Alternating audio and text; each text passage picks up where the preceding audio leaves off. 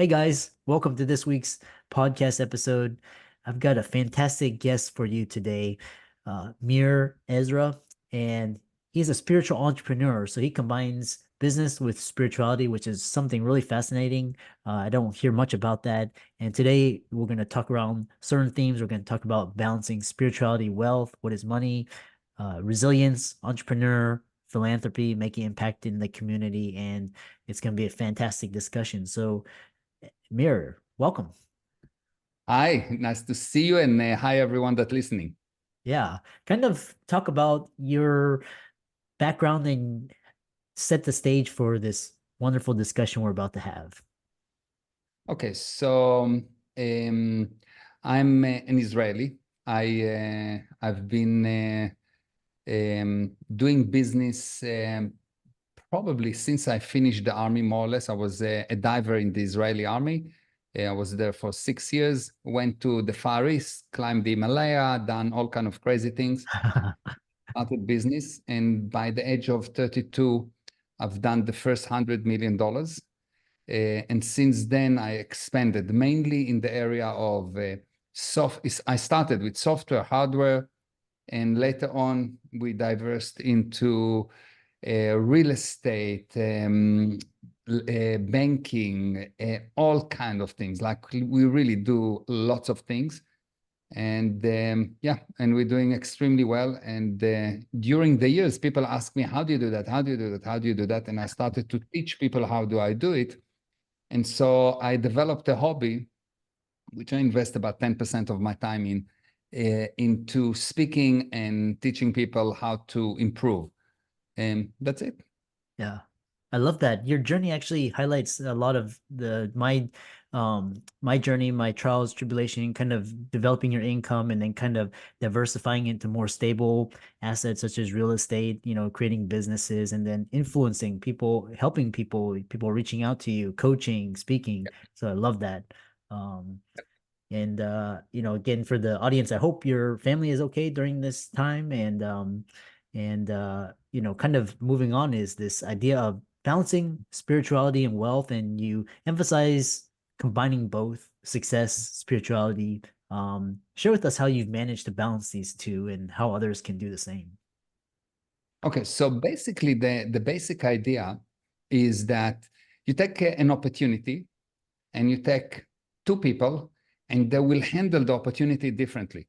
You take any problem, any situation in life or anything in life, and you'll take two different people and they will have different ways to handle it. Some people will make a killing out of it and some will not. For example, the first business that I started in South Africa, I came to South Africa, and before me, there was a company that was running for 7 years. They really tried to do that same business as I started. They went bankrupt. And the basic conclusion was there's no way to make money in this business. It's a waste of time. I came in, and in 3 months, I closed $100 million deal with BP. It's a big company. It's not a small company. And mind you, I just came out of the Israeli army. I just was after the Far East. I had very long hair, earrings. I couldn't speak English, almost nothing, and I still made it. So what's the difference? The difference is your spiritual condition. Mm. Your spiritual condition define what you put in front of you. There Mm. is nothing in front of you. If two people look at the same thing and they see different thing, it means that there is actually nothing in front of you. There is only what you put there. I actually define the word fact as the current majority agreement. The Uh-huh. current majority agreement. So the current majority agreement at one time was the earth is flat. And now the current majority agreement is that the earth is some kind of elliptic thing. Yeah. So the current majority agreement. And you will see that anything that is considered to be a fact used to be an idea. Yeah. Any fact used to be an idea, which an idea comes from the spirit, comes from you. So Yeah. the spirit, we can define the spirit as the things that know, the things that can bring something out of nothing, the thing that can turn ideas into actualities. And so any kind of handling that you do with the person is really useless if you don't improve his spiritual condition. Because I can take a criminal and teach him whatever. If I don't improve his spiritual condition, he's a criminal. He Mm. will not make it. But if I change his spiritual condition, if I change how we put things into life, what he creates into life, you will see that all of a sudden the same person, and this is things that I've done, the same person that was useless, out ethics, terrible, become the most loving, powerful, unbelievable person. And the saving grace is that a person never lose his abilities. A person is only unwilling to demonstrate his abilities. And the way to recover this willingness is by improving the spiritual condition of the person. And obviously, in order to do that, you need to understand what is actually spirit, like define the spirit. You take any average person in the street and you ask him to define any physical laws, and he will tell you all kinds of laws, Ohm laws, gravity, whatever. You ask him to define, to give you one spiritual law, and he will not be able to tell you. Yeah. So what I do, I take people, I actually first educate them, I give them knowledge.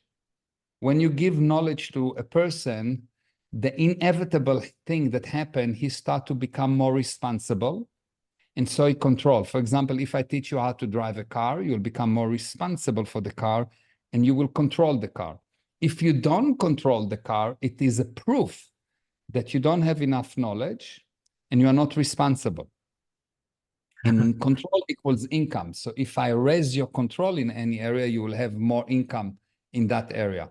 So what I do, I take people and I educate them, first of all, on what does it mean, physical universe, and then what does it mean, spiritual universe? Because I want them to understand spirituality. They first of all have to handle the misunderstanding about the physical universe.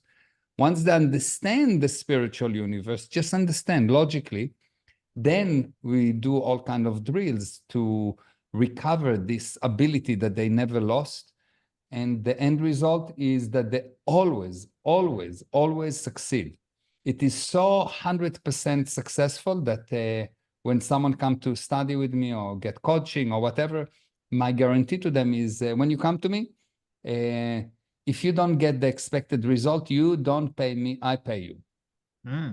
Wow. So if you got from me coaching, let's say my coaching day costs $40,000, you come, you do coaching with me, and we're defining a result at the beginning. If you didn't get the end result as we agree, it's not only that you don't pay me, I will pay you damages.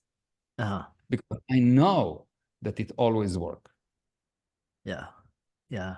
I love this and then these it's basically the laws of it's basically karma, law of attraction, laws of the universe, whatever you and Let's define what is karma. Go ahead. What is love? What is attraction? Attraction is only physical. Why? Because in the physical universe is a universe of particles. The spiritual universe is not a universe of particles. So it cannot be attraction, number one. Number two, what is karma? What is love? How will you define it? If you cannot define something, you need to be really, really, really brave to understand that you don't understand it. If you cannot define something for 6 years old, it is a proof that you don't understand it. And once you can define something, you will see that you will be able to solve all the problem related to that specific subject. This is probably the first and most fundamental issue, is that most people say words that they have no definition for. They have synonyms, they have example of how they can use it, but they don't have a definition. And if you don't have a definition, you don't have knowledge, so you will not be responsible, so you will not show control, and you will not have income. Like even the simplest thing, I'll ask a person, so define for me the word salesperson. Who they will say, well, it's a person that sell. No, that's, I don't know what sell. If they don't know to define that a salesperson is a person that help the prospect to help himself with my product or services, they think that they need to sell more. No, salesperson don't sell. Salesperson help. So I never ask my staff to sell more. I ask them to help more. You get paid for helping. You're not getting paid for cheating someone to buy something that he doesn't need. That's called stealing. That's something else. So the laws of the spiritual universe, I've probably taught maybe 100,000 people already, maybe more. No one can define almost nothing of what they say. And I'm not exaggerating. Yeah. Yeah. Really fascinating. Kind of moving on is you talk about this this entrepreneurial journey, and you achieved remarkable success at the age of 32. What are key strategies, mindsets, and what lessons can you give to the audience? So the first thing, probably the most important thing, insist to define every word and symbol.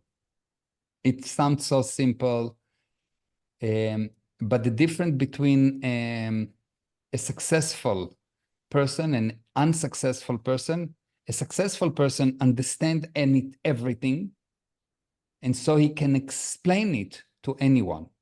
Because as an entrepreneur, you have a team, or you have clients, and you have suppliers, and you have very limited resources. So you really need to understand, you really need to take responsibility, you really need to take control. But only if you understand, you'll be able to explain to other people, so they will jump on the bandwagon and they will actually help you. They will assist you to push the company in the right direction. Otherwise, the more people you get, the more confusion you get. And I've seen many companies that fail because I can say that the insanity of a group is happening when the groups start to attack internally each other instead of attacking the problem that are external. And they start to attack internally each other because they don't understand each other. It's really amazing. They say the same words, but they don't really understand what they say. And probably the most important thing is defining the words. Oh, yeah, I The love second this. thing, Go ahead. it's probably the most powerful thing in the universe, because if you understand the words, you will see that knowledge, I define knowledge as the sum of all the words and symbols that you have the correct definition for. That's knowledge. If you have the correct definition of the word frequency, you will know that frequency is number of peaks per second. It's measured in hertz. Hertz is time per second. If you don't understand these words, people will say, oh, it's just a frequency. Ask them what is frequency. They don't know. Oh, it's a wavelength. Tell me what's the definition of the word wavelength. They don't know. They say, well, you know, it's money. Please define for me the word money.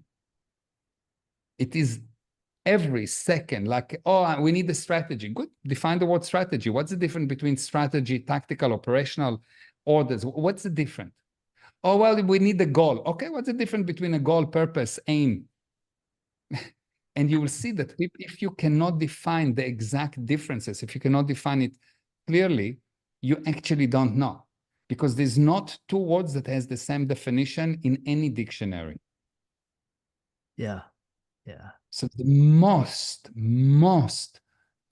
important thing, the things that made me much more than $100 million, hundreds and hundreds and hundreds of millions of dollars every year, is total insistence on, no one talk to me if I don't understand every single word and symbol. Someone throw a word, recalcitrant, they give me the definition. Most of the time, the guy don't know the words that he said. I have to open a dictionary to actually get the actual definition, which means recalcitrant is someone that do not accept easily authority and push against authority. If you don't know that, you hear the word, the guy, I sound super smart, but the other people become stupid because they don't understand what I said. My purpose is to bring an understanding so I can get cooperation. Mm. The Yeah. moment that you have actually, you bring understanding, the moment that you bring understanding, money flow towards you. Everyone conspire to help you because they understand you, because you understand them. The most important thing for people is to be understood. You cannot understand them if you don't understand what they say. And Yeah. if the moment that you understand them, you are so unique that it's not important if they are your client, if they're your suppliers, your friends, your family, they will conspire to help you. Hmm. Yeah. Really fascinating. You have, like I said, your concepts and your topics are on the next level. We're talking worldly, but then you're kind of talking more quantum and spiritually. And you have this very interesting idea, which I really want to get your take on because you're thinking at such a higher vibration. Is um how do you handle a narcissist? Because I mean, there's so many like there's so many like dysfunctional personalities today, and my thing is just avoid them. But if you have to interact with them, how do you handle a narcissist or just someone just so you know And what does it mean? What does it mean, a narcissist? What does it mean other than an excuse that every person that doesn't come nicely to you, oh, he's a narcissist. Ah, he's a narcissist. Everyone is a narcissist. Every time I hear an argument, the reason is a narcissist. It's an excuse. It's useless because if you cannot define what's a narcissist, then what is it? Yeah. Well, it's a person that do that, but there is also 50,000 other people that do that. Also, people that tired, children that tired also shout. Okay, so well, but what is it? Define it. It's Yeah. just a word everyone don't understand, but like parrots learn how to say it. And when they don't have an actual reason why for a problem, they use it as a scapegoat and they think that they have an answer. Oh, it's a narcissist. Now I feel good. But the problem does not get solved. How do I know that they don't know? If you tell me that there's a problem A, and the reason for problem A is subject B, if the problem doesn't get solved, what you think that the source of the problem is not the source of the problem, and so the problem become bigger.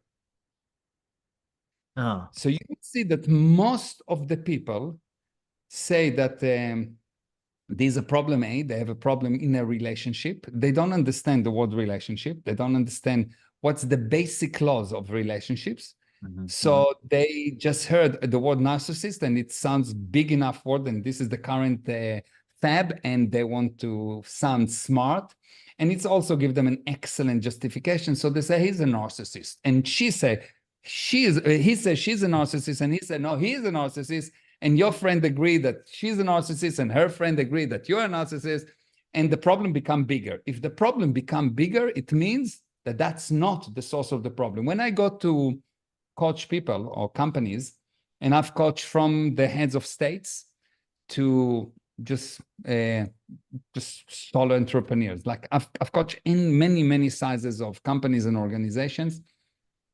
The first thing I ask them is, what do you think is your problems? What do you think is the source of your problems? And they give me a list. Usually they know what's the sources of the problem. And I take all of this and I tell them, thank you very much. I know what's the problem is not. Why? Because if it was the source of the problem will be solved. If you know what's the exact source of the problem, this is 99% of the solution.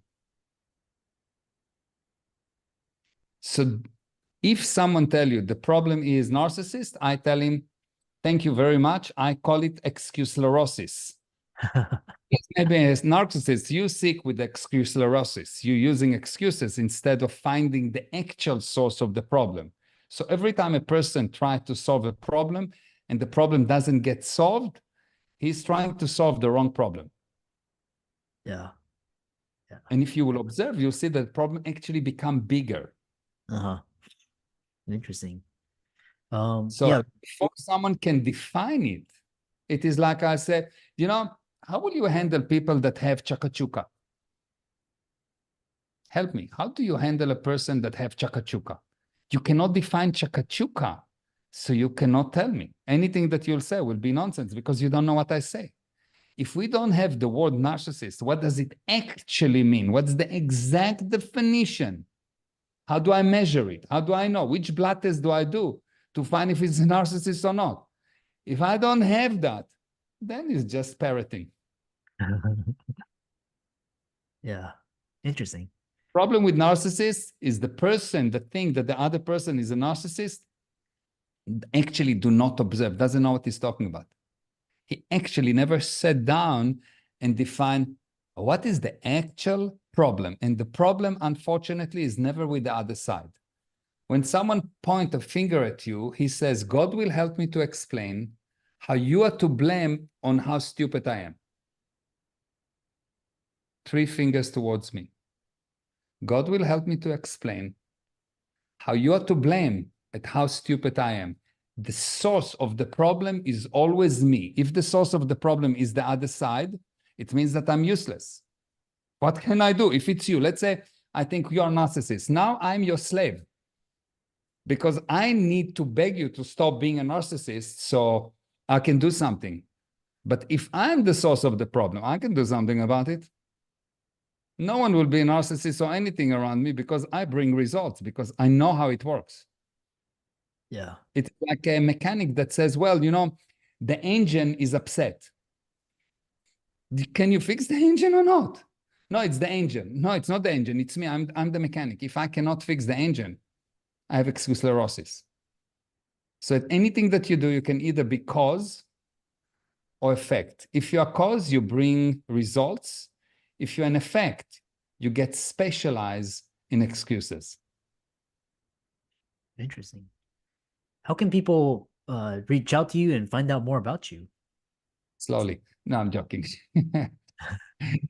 They can go to gprosperity.com. Yeah. This is our one of my websites. Or they can follow me on Instagram, Meir Ezra Official. It's MEIREZRA Official.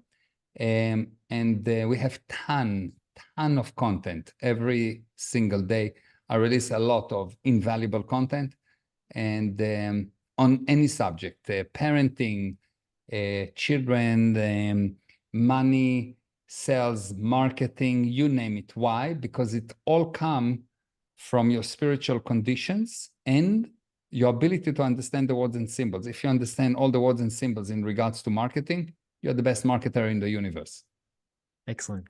And let's thank Amir for coming on. Really, like I said, very interesting conversation. And be sure to follow all his socials. And with that, thanks so much for coming on to the podcast. Thank you very much. Very nice being with you. And thank you, everyone, for listening.